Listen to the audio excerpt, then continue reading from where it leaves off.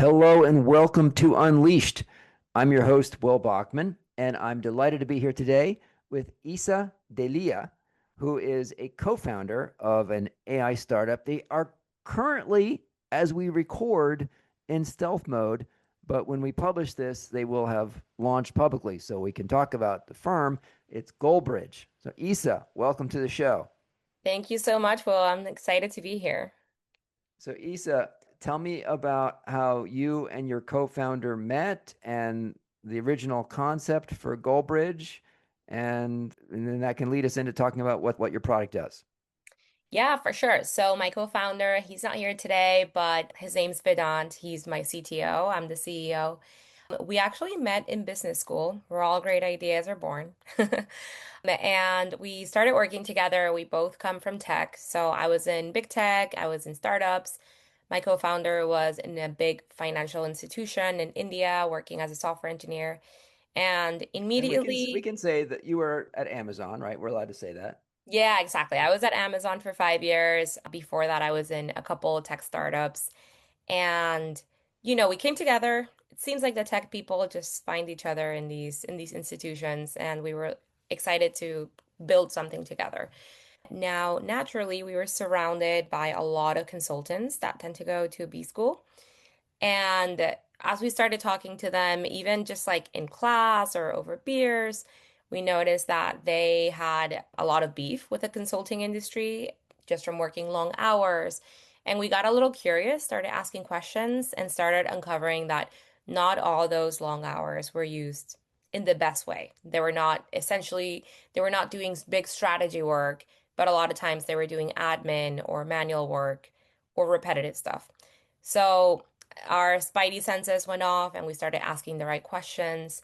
We uncovered what some of those manual work streams were, and we knew that with AI kind of blowing up in the Bay Area where we're located here at Berkeley, it was basically the perfect storm for something like this to be built.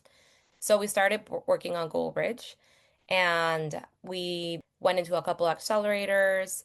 We did a couple of pivots, had some hypotheses. But during the summer, we found a design partner that was, desperate for a solution to their problems, which their biggest problem was actually discovering their own work within their SharePoint and their Google Drive and their CRM and being able to tap into the information that they knew they had, but they weren't able to quickly tap into it. So we built the first iteration of GoalBridge, which was basically just a search AI agent that taps into our client's SharePoint, CRM, email, Google, and Slack to understand the context of every engagement this company has ever done and be able to quickly give answers to the associates, partners, principals, anyone at this firm. So yeah, that is what GoalBridge does right now. We call that building the brain of a firm. And after building the brain and testing it with our clients, we have started now iterating on building the arms of the firm, which are the suite of agents that we're building for our clients. So the first one we have built, I was talking to you about it, Will, is a proposal building agent. We focused on proposals because it's tedious, no consultant likes to write them. It's a non-billable work stream, so it's kind of like something that people want to get out of their plate quickly. And it's also really important because they want to win more work, especially these SMB firms that are relying on just networking and relationships. So we focused on proposals. We focused on the act of actually storyboarding the proposal. We've talked to hundreds of consultants at this point, and they always tell us every proposal that we send is a story, and we're selling them a story. So we don't want to create disjointed, slides and just send it their way. We want to make sure we're telling a nice, cohesive story throughout the PowerPoint. And that's where they felt a lot of tools were failing today, or even their associates sometimes were failing today. So yeah, we grab the brain of the firm and any other information that a principal or a partner may want to give, like a transcript for a call, or just kind of like, hey, this is Sarah Chen from this pharma company. I have a relationship with her, and this has been some of the problems they have from talking with her through a coffee yesterday. And I want to build her a proposal to solve this specific problem. What have we done in the past that I can essentially anonymize and create a case study to show them how we can solve their problem and essentially sell them that entire story? And then our proposal building agent will create the storyboard. You can iterate on it, send it to other principals, send it to other partners, get their input. And then with a single click, use all of the decades of slides that live in your SharePoint as an example of what a good slide looks like in your firm and generate, a set of slides, a PowerPoint deck that is essentially narrating the story of this proposal. So that's the first agent. And then we have a roadmap of agents that we already identified that our customers are asking for that will be helpful for them, essentially unlocking their time so that they don't have to do manual stuff like anonymizing a slide, taking out logos from their customers, things like that. And they can actually focus on the strategy work and sitting down with clients and understanding their problems. So that was Okay. a long-winded way of saying Yeah. that we're helping consultants tap into strategy more. So we chatted about this a bit before we started recording. I want to make sure I understand. So the brain can, if I'm a user at a firm, at a boutique consulting firm, let's say, and perhaps well, I didn't ask this question. Roughly, what would the ideal or sort of the expected size of firm be that you would be targeting? Are you probably not a single shingle kind of solo independent consultant? Because they might just be able to remember the work they've done. It sounds like it's ideal for a multi-person firm where you don't necessarily know what your colleagues have done in the past. So, but maybe you're not going after the global firms. Maybe they're building their own tools. So, what is your sort of ideal customer profile? Yeah, for sure. So our the two firms that we're working with right now are a 30-person firm and a 40-person firm. So Uh-huh. it's still fairly small, but big enough that yeah, there's that tribal knowledge aspect of things. And associates have to tap their partners to actually get insights into what's been done in the past. Some of the firms that we're actually, we've signed letters of intent or pilot agreements with for starting in January are actually bigger. Like we have one 5,000 person firm. Wow. And yeah, exactly. So like these problems don't go away as you grow. If anything, they probably get a little bit worse. And you got it exactly right. Like the state of the market is that, your MBB, your big four consulting firms, they have enough margins and money to actually invest internally to pay a suite of developers to actually build an internal tool. So they all either have a tool or they are building a tool currently, according to Mhm. all my little spies in my MBA. But the truth is that they haven't gotten it right either. Some of them are, good enough, but a lot of the consultants that I've spoken with that are in these bigger firms are also still complaining, like, no, like it doesn't quite understand. The thing is that it also mostly taps into their repository of projects. It doesn't tap into email, CRM. So, because that's just a little, it gets into privacy and, there's like stickiness there. So, the context window is actually limited. So, we're basically targeting SMBs. Anything that's like a tier two in terms of size, consulting firm and down and below, we think that we will be able to successfully serve unless they have an incredibly specific niche that is just, so subject matter specific that we wouldn't be able to like serve them. But yeah, I think that eventually we actually are bullish that we'll be able to serve even bigger firms. Okay. So if I am using GoalBridge and I am working at a 30-person boutique firm or a 500-person, mid-size firm, then so that I understand it would be able to scan all of the Google Drive or SharePoint of that firm, but only the folders that I already have access to, Yeah. right? So it's not going to be able to scan the HR folder so that I can say, what was the review of my colleague, or it's not going to scan the salary and payroll so I can see what was the bonus of the other associate partner, and it's not going to also be able to scan the email accounts of my colleagues. It's only going to have access to my email and the folders in the Google Drive that I have access to. Is that right? Yeah, that's correct. So a good way to think about it is that this is like an AI agent that is like a little version of you, but super fast at scanning everything and, very, very efficient at understanding everything that you have access to. So unless for some reason you have access to your colleagues' review, which that's an entirely different problem, this agent will not be able to tap into anything that you yourself manually could not be able to tap into. Mm, okay. So it is probably that balancing issue between the strong concern for privacy, but also it limits the effectiveness to some degree because let's say for a new employee, they're not going to have that email history.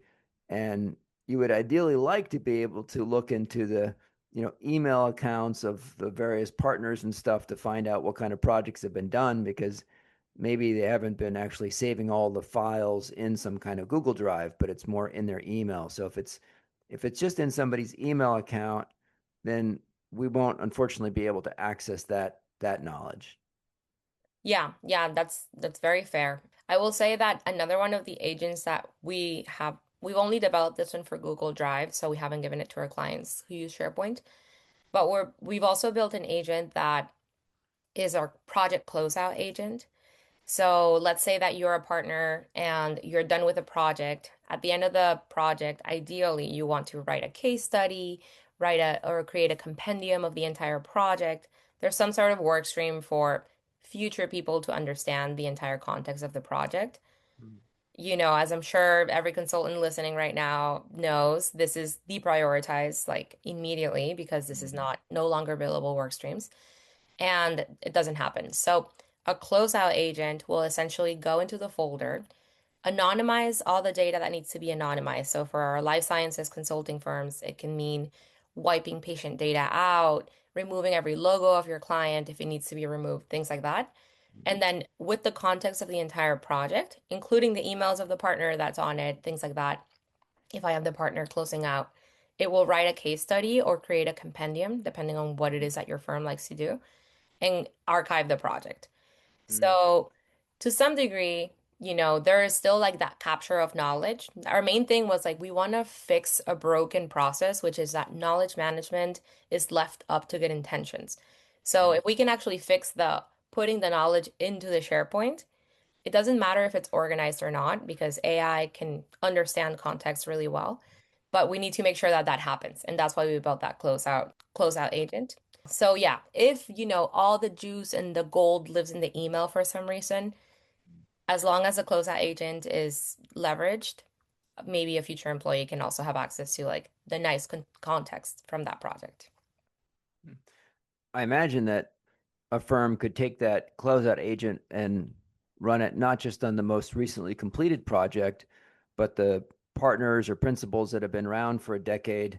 You could say, okay, run it for all the projects I've been on and extract that knowledge from my email and Oh organize yeah. it into a set of different, project folders that can be shared with my colleagues.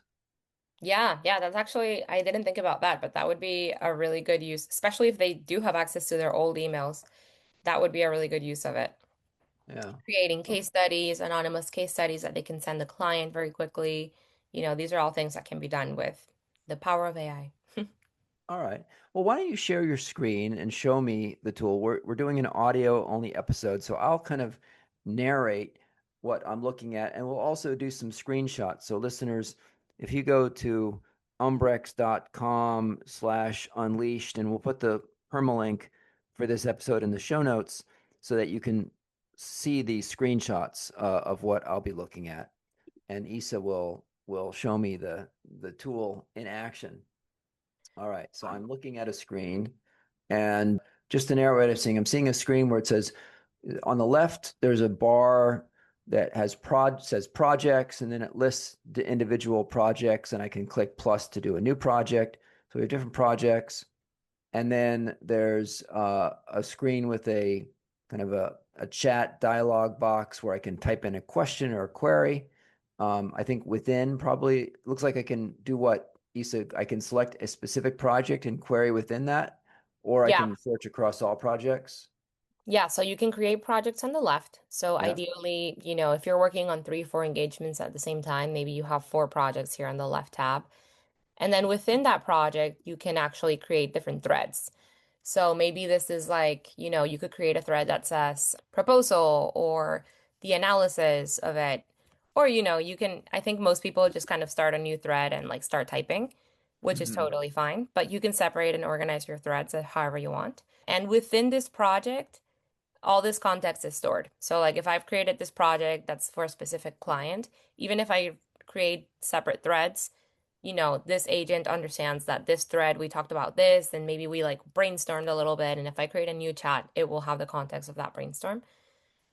So that's that. And then basically if I tap into here, I can ask anything of this agent, to tap into my old projects. So like let's say, We were typing, what are some of the pricing strategies we have used for consumer apps?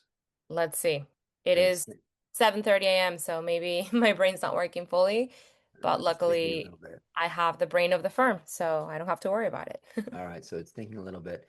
And then on the screen, we also have this tabs like files. So I guess you can go there and look at the files, upload files, instructions, and Instructions. Basically, here you could say, let's say that I want to have a specific project that is only for proposal building. Then here I can give it instructions like, I'm trying to win a proposal. This is the structure of proposal that I like, or imagine that the classic AI prompting of like, imagine that you are a partner at a firm.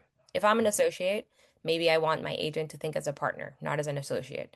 So I can give it instructions on the way that I want it to return answers for me, things like that. Here in files, basically, if you want to add more files that are not in the SharePoint, maybe screenshots that you have on your computer, things like that, you can add it here and you can sync specific folders within SharePoint or Google Drive.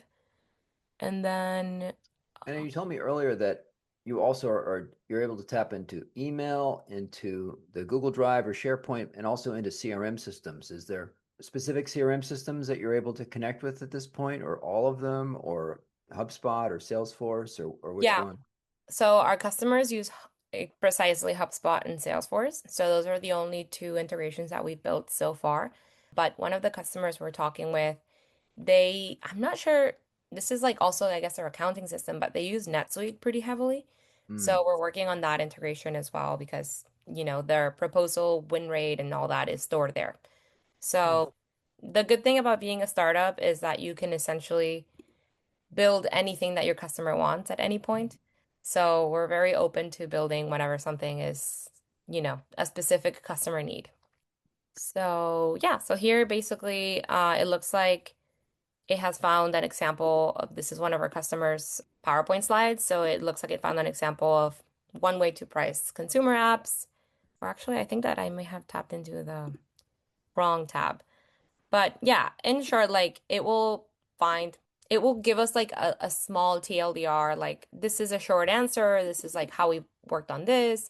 These are some of the objectives that you can do. And like it will also propose like some actions. Like, if do you want me to, like create a one page or things like that. And you'll be able to actually tap into the sources directly here. And if you want to open the sources, this will direct you to their SharePoint or their Google Drive. You can download the files here or you can continue to basically like brainstorm with the agent here. Okay. So, what are the primary use cases you see your customers using your tool for today? Yeah, so there's actually, I mean, there's a ton of use cases, but I have kind of bucketed them into two big buckets, which is, and I think it kind of depends on who the user is. The beauty of it is that all the way from associate to partner, they can use this tool and they use it in different ways. So, for example, our partners are always just finding examples of old projects that they can quote, or if they're looking for like different types of strategies, or I'm giving you a little bit of context. I know we have like documented this strategy well in many projects.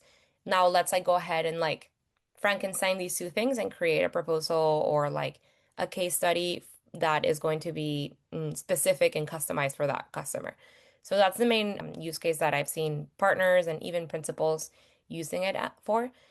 When you get to your engagement manager, there's a lot more of like finding projects that are similar to the current engagement they're at so that they can leverage like formatting. Sometimes like they know that they have like a project in which they like the way that they structured the story. So like they'll borrow the story from there and just essentially wipe out like anything from old clients. And then when you get to your associate, you get even more granular use cases. Like show me a slide where we use a waterfall graph because basically they just want to copy the graph and paste it into their current PowerPoint and like change some of the wording. Or like show me a slide in which we had a timeline for like a 3-week engagement, for example. Sometimes some of the associates, especially within this firm, because I think they only have like 6 partners, they will say, okay, like imagine that you're a partner. Here's my PowerPoint. Like, give me feedback. What should I change? What doesn't make sense? What's not cohesive? So essentially finding a way to not make the partner a bottleneck on like getting feedback on your deck right away and continuing to iterate so that it's at a stage where you feel good sending it to your customer directly or directly to your partner and feeling more confident that it's not gonna, get torn apart. I think it'll be very funny when you have the tool that can create the PowerPoint and the also the agent that can give feedback on the PowerPoint, and you just have them talk to each other. And, Yeah, yeah, seriously. And we're just and watching. just create the PowerPoint, give feedback, create, edit, feedback. Yes. Yeah, Um, that's basically. The needs to get a other little thing, bit more granular. I need to sharpen up that page a little bit. change Uh, the color. yeah. So, okay. So you have the proposal agent in mind, and what are some of the other agents that you are planning in your roadmap, if you're allowed to share them?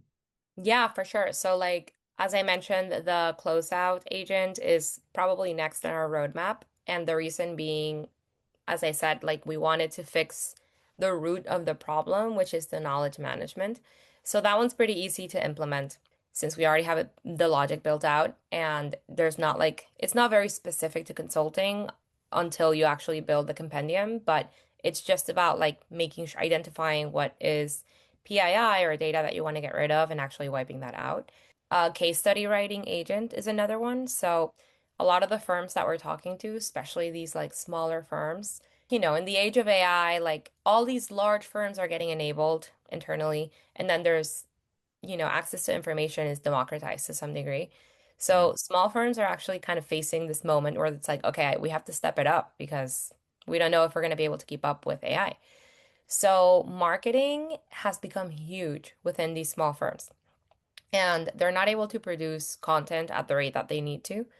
But all of their content is rooted on their projects. They're like, oh, this is a case study that we can publish, or like results that we achieved with some like biopharma company or something like that. But they can't publish actual client data, so they have to anonymize. So a case study writing agent basically does that. It can choose a project or a number of projects, anonymize all of it, and then write a case study that can be published to LinkedIn. Or one of our clients actually has a blog, and they're actually working on a podcast, funnily enough. So this is all stuff that we can generate for them, and it can be branded similar to the way that their PowerPoints are branded. So creating that cohesive branding, creating content, at a faster rate so they can continue to put out content and create an inbound interest from their clients. This is basically something that, with the technology of creating a proposal, you can essentially create any PowerPoint at the end of the day if you give it the right storyline. So, those are the main things that we're focusing on right now. But as we continue to work with our clients, we're uncovering that they have more like granular work streams. Like this client specifically, their specialty and their bread and butter is pricing, and they Mm. have specific analyses that they do in Excel where they believe that a lot of it can be automated with agentic workflows. Mm. So, we're continuing to expand that roadmap specifically with some of our clients. But on the larger consulting side, yeah, we're focusing on content creation, slide creation, and, cleanup and delivery of deliverables. Okay. I guess a natural question I'm sure you get asked every day when you talk to clients is security. I would be pretty cautious about giving an external firm access to all of my email and all of my Google Drive and so forth. And so, how do you address those concerns? Yeah, no, of course, it is a question that we get all the time. And we're working on our SOC 2 certification, which is basically like the holy grail of security here in the Bay Area. Well, in the world, but area is Uh-huh. huge. But the way that we're addressing it right now is we basically have a separate server hosting all of our clients' data. So there's absolutely no way that any of that data can go externally or be accessed by, any other services or any other clients. We have a dedicated hosted server for them. And what that means is that, yeah, basically their data is secure. It would basically be like, okay, your data is as secure as you giving your data to Microsoft by storing it in SharePoint is. And I mean, Microsoft, if you have email, if you have SharePoint and if you have Outlook, like they're storing your data and it's the same exact thing. So that's kind of how we're addressing it. The other thing is our firms are obviously very, their IP is their gold mine.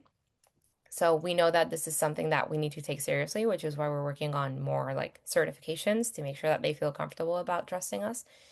But we don't train our agents on their data. So like our generic out of the box agents will never be trained on like an actual client's data. So they don't have to feel like, they're exposing their IP and it's not being used for our product, basically. All right. And so for listeners that want to learn more, and we are publishing this now that you are live and out of stealth mode, where can listeners go to find out more about your firm? And Yeah. So our website is goalbridge.ai and my email is isa@goalbridge.ai. So all very right. simple. Happy to share it over. But yeah, reach out. And are you at the point now where you're able to kind of discuss pricing or structuring, like how that's going to work? Are you still a little bit early, and is that more of a negotiated thing, or tell us about that? Yeah, we're doing pricing on a case by case basis. So, some of our clients are not, they're excited about the product, but they don't have margins, or they're like, we're closing this one engagement and then we'll have money. So, just reach out to me and I'm happy to chat about pricing. All right, fantastic. Isa, thank you so much for joining today. Yeah, of course. It was so nice to chat with you.